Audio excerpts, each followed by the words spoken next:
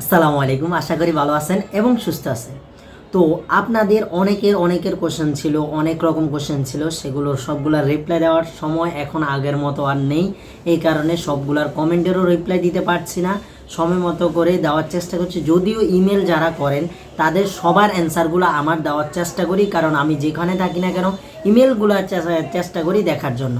তো আপনাদের ইমেল যারা যারা করেছেন, যারা যারা মেরিটে সেকেন্ড মেরিটও চান্স পেয়েছেন এবং কি কি করতে হবে, যাদের যে সমস্যাগুলো সেগুলো আমাকে জানানোর চেষ্টা করছেন, আমি অবশ্যই আপনাদেরকে অ্যান্সার দেওয়ার চেষ্টা করেছি এবং যারা পরবর্তীতেও করেছেন তাদেরও অ্যান্সার দেওয়ার চেষ্টা করেছি। এখন অনেকে কমেন্ট করেছেন, বাট এগুলোর রিপ্লাই দেওয়ার আমার সময় কুলায় নেই, এই কারণে সময়কে আপনাদের রিপ্লাইগুলো দিতে পারিনি, এই জন্য আন্তরিকভাবে দুঃখিত। আগের মতো যেহেতু টাইমটা নেই, এখন ইউনিভার্সিটি নিজের এবং টিউশন নিয়ে সব মিলিয়ে একটু প্যারার মধ্যে থাকতে হয়। তো মূলত আজকে যে বিষয়টা নিয়ে আলোচনা করব, আপনাদের থার্ড ম্যারিটে কারা কারা চান্স পেতে পারেন। আপনারা দূরবর্তী থাকার পরও অনেকেই কিন্তু এখনও চান্স পান নেই, কিন্তু আমি বলেছিলাম আপনাদের চান্স হতে পারে। এখন আপনাদের অনেকের কোশ্চেন, ভাই আমার সিরিয়াল এত নাম্বার, আমি কি আসলে চান্স পাবো কিনা ভাই একটু বলেন। এবং আমার যাদের কাছে আমার নাম্বার আছে তারা আমাকে হোয়াটসঅ্যাপ যেভাবে হোক মেসেজ দেওয়ার চেষ্টা করছেন। তো আমি আপনাদেরকে এইটুকু আশ্বাস দিয়ে রাখি, এখনও মাত্র 2টা ম্যারিট গেছে, এখনও থার্ড ম্যারিট আর চতুর্থ এবং পঞ্চম ম্যারিট এখনও বাকি। তাইলে হতাশ হওয়ার কোনো কারণ নেই এবং আমি কোনো হতাশ হওয়ার কোনো কারণ দেখতে পাচ্ছি না। তাই আপনাদের বলছি, আপনারা যারা দূরবর্তী 12,000, 13,000, 10,000, 9,000 প্লাস আছেন, এখনও পর্যন্ত সাবজেক্ট পান নেই, এটার মূল কারণ হচ্ছে কিছু কিছু মানুষের যারা 8,000-এর মধ্যে আছে এদের মধ্যেও কিছু পায়নি। এর কারণ হচ্ছে সাবজেক্ট চয়েসটা, অর্থাৎ যেরকম সাবজেক্ট চয়েসটা দিছে তাদের সাবজেক্ট চয়েস অনুযায়ী অনেকের চান্স হয়ে যাচ্ছে, অনেকের চান্স হচ্ছে না। বাট আপনারা অপেক্ষা করেন, আপনাদের পঞ্চম মেরিটের আগে আপনাদের ইনশাল্লাহ ভালো ভালো জায়গায় চান্স হয়ে যাবে। এছাড়া মাইগ্রেশনের বিষয়গুলো, মাইগ্রেশনে অনেকের সাবজেক্ট চেঞ্জ হচ্ছে, বারবার একই কোশ্চেন আপনাদের বলতে হচ্ছে যে ভাইয়া, আপনারা বলছেন যে ভাইয়া কী বা মাইগ্রেশন।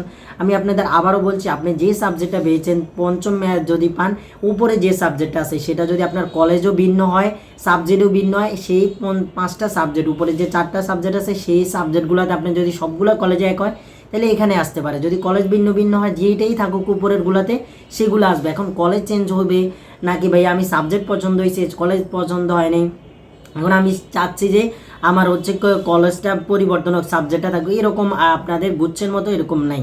এটা মূলত আছে আপনার গুচ্ছতে এরকম নেই, আপনার উপরে যে সাবজেক্ট এবং এই যেগুলোই আছে সেগুলো আসবে। তো আশা করি এই কোশ্চেনটা আপনারা বুঝতে পারছেন। তো মূলত আপনারা এখন অপেক্ষা ছাড়া উপায় নেই। এবং অনেকেই কোশ্চেন করছেন, ভাই আমাদের কাগজপত্রগুলো এখন কখন জমা দিতে হবে। আসলে কাগজপত্রগুলো সবগুলো জমা দিতে হবে আপনাদের পঞ্চম ম্যারিটের পর।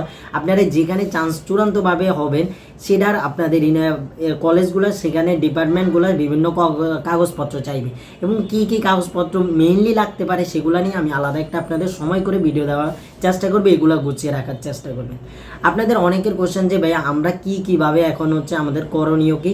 আপনাদের এখন কোনো করণীয় নয়। যদি আপনি সেকেন্ড ম্যারিটে প্রথমবার চান্স পেয়ে থাকেন, সাবজেক্ট পেয়ে থাকেন, তাহলে আপনি 3,000 টাকা দিয়ে নিশ্চয়ন অবশ্যই করতে হবে। এরপরে আপনি করলে আর লাভ নেই, কারণ আপনার করার কোনো অ্যাবিলিটি থাকবে না। এমনও একজন আমাকে মেসেজ ইমেল ভাইয়া আমার কি প্রযুক্তি ইউনিটে আমি ভাবছিলাম গভর্নমেন্ট পাবো, বাট আমার গভর্নমেন্ট আসেনি। ওর সিরিয়াল ভালো, পজিশন ভালো, আশা করছি ও গভর্নমেন্ট পেয়ে যাবে প্রযুক্তি ইউনিটে।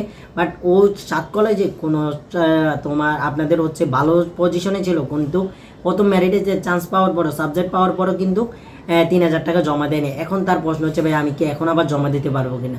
আসলে তার আর কোনো জমা দেওয়ার কোনো কারণে নেই, কার্যক্রম থেকে সবগুলো থেকে সে বাদ পড়ে গেছে।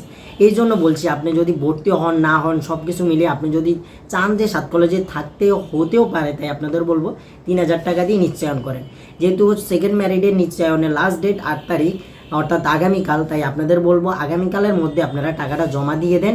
এর পরবর্তীতে আপনাদের যে করণীয়। এছাড়া যারা মাইগ্রেশন অফ করতে চান তারা 50 টাকা দিয়ে আপনাদের অফ করতে হবে। এখন এই সবগুলো কীভাবে করবো দেখবেন, আপনারা সাবজেক্ট চয়েসে মনোনয়ন হওয়ার পরে এখানে লেখা আছে উপরে দিয়ে অটো মাইগ্রেশন, সেখানে ক্লিক করলে আপনাদের যাবতীয় সকল কিছু পেয়ে যাবেন। এছাড়া অনেকের প্রশ্ন হচ্ছে, ভাইয়া আমার যে কোডটা লাগে সেগুলো আমার এসএমএসগুলো আমার সবগুলো ডিলিট হয়ে গেছে, এগুলো কি করতে পারি।